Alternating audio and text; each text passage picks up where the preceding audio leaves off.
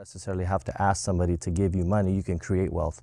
So I got out of prison. I created a business called Bad Boy Cleaning. It was a male entertainment cleaning service, and I made a lot of money. So I went to people's houses and I cleaned. Clothes were optional. Girl, don't call my phone up. I know where you been. You like to get messy when you out with your friends. I'm not scared to say that I'm insecure, but you're too scared to say that you want him more.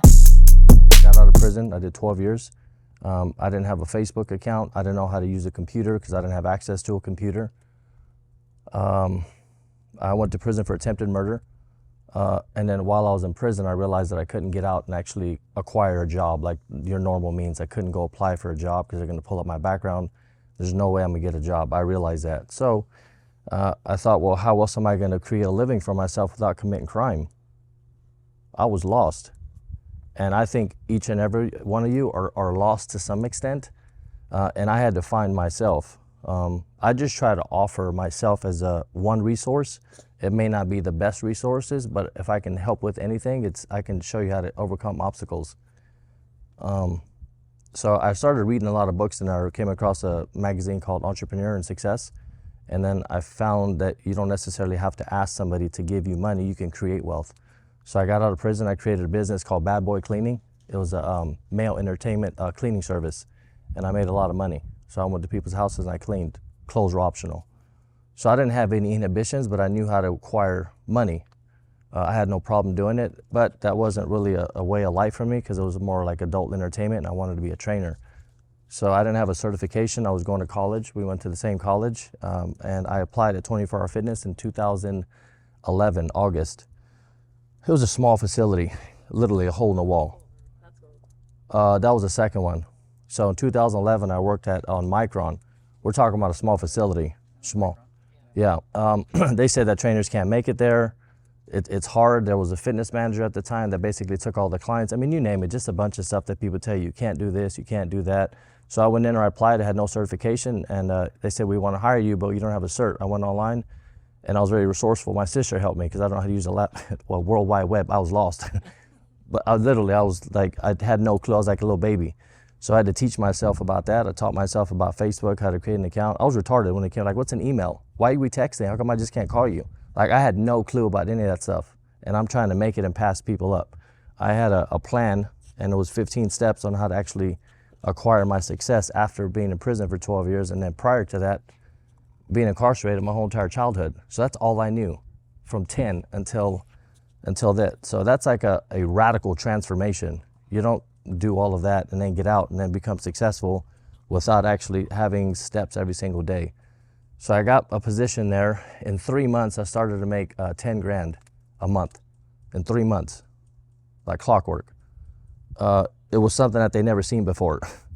I was growing my business at a rate that was just like astronomical.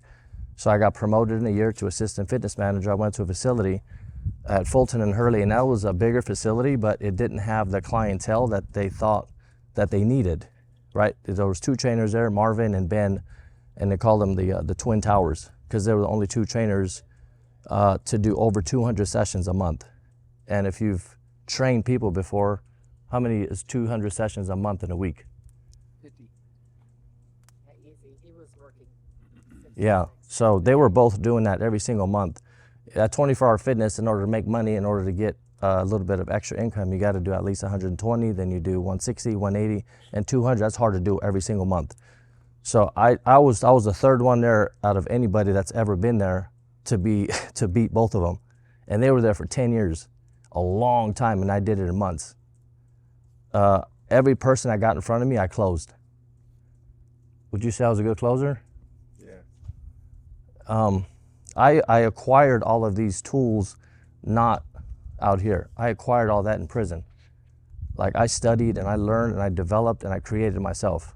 I went from being somebody that was very, very violent and actually took lives to somebody that didn't want to do anything like that.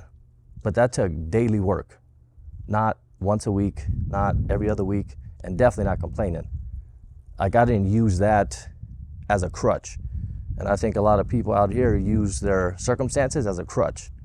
I don't have a good upbringing, I don't have enough money, I don't have enough time. They're all crutches and they're all excuses that we constantly tell ourselves.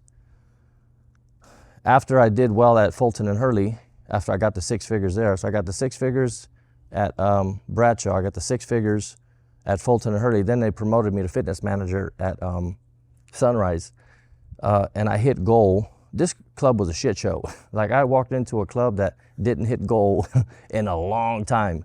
And it was one guy there, Ryan White, he was incredible. Like, he got accolades after accolades. He'd do like 150 sessions, 160 a month religiously for years, only one.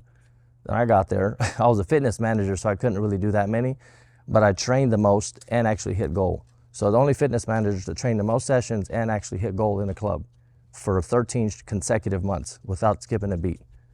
Got the 6 figures there. And then they promoted me in Roseville because I had to fix that club.